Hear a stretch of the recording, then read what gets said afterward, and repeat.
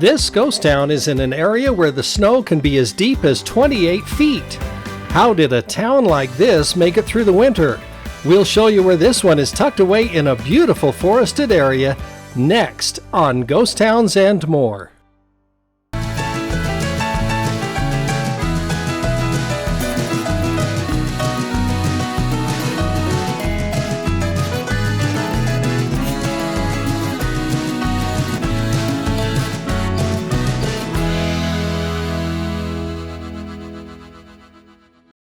During the year 1884, in the northeastern corner of Oregon, a gold prospector named Lon Simmons discovered the famous yellow metal that set off a flurry of miners headed to the area. By 1885, over 500 men had settled in, digging for their chance at wealth. They started a new town and named it Cornucopia, after a mine in northern Nevada. The name in Latin means Horn of Plenty. The hard rock mining was difficult in the mountainsides, but the veins were so full of gold that some claimed that nuggets were just falling out of the veins.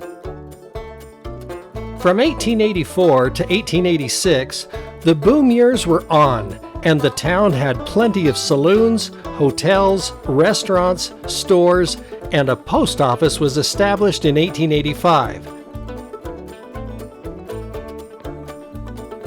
As mining expanded, there were 36 miles of tunnels underground. Despite the early success of the mines and the town, there was a price to pay for living there.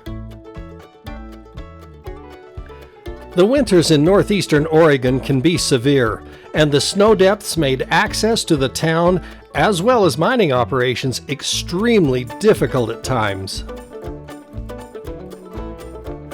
Cornucopia soon became one of Oregon's richest suppliers of gold, and among the richest in the nation. Over the years, the mines at Cornucopia produced 300,000 ounces of gold.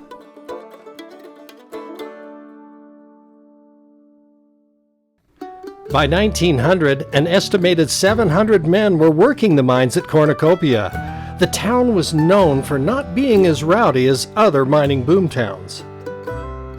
One of the amazing features of the location of Cornucopia was that the mines were located thousands of feet above the town. An aerial tram was constructed in 1914 to bring ore down to the mills. Miners sometimes rode the tram, which carried them several hundreds of feet off the ground. The lifestyle of a miner was dangerous, and the trade was known for hazards that claimed the lives of many. In addition to dangerous mining conditions, Cornucopia had the threat of avalanches and snowslides. On January 7, 1923, a snowslide came crashing down the mountain and crushing the home of the Fisher family. 30-year-old Mrs. Fisher and her two children, ages 9 and 18 months, were killed when the slide flattened their home. The father, Harry Fisher, was found in the wreckage, the only member of his family to survive.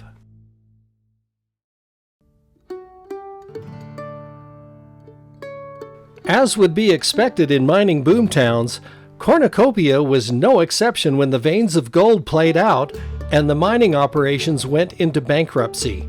But it didn't stop those who had a belief that more gold was to be found deep inside the mountain.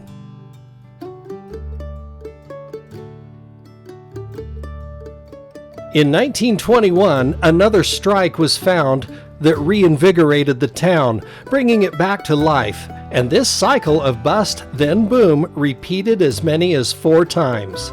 But by 1931, only 10 people were left in Cornucopia. In 1936, another surge of employment brought over 100 men, and by 1939, mines were producing even more gold. When World War II started, laws went into effect that forced gold mines to close due to being non-essential for the war effort. And in 1942, gold mining at Cornucopia and mines elsewhere were shut down. The post office called it a day in June of 1942 and closed. Today, Cornucopia is only a small remnant of what it used to be. The old hotel building lists to one side, hanging on to endure more heavy snows.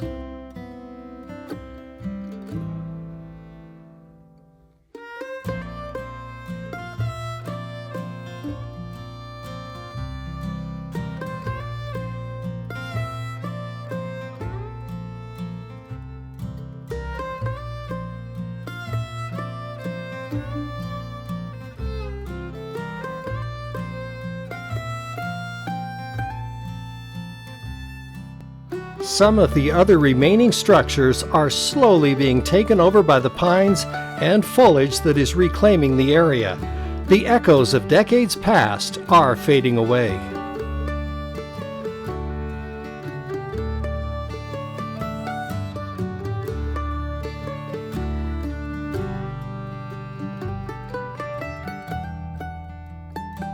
The remains of Cornucopia are nestled in a remote mountainous canyon, and the summertime is the best season to take advantage of visiting this beautiful historic site.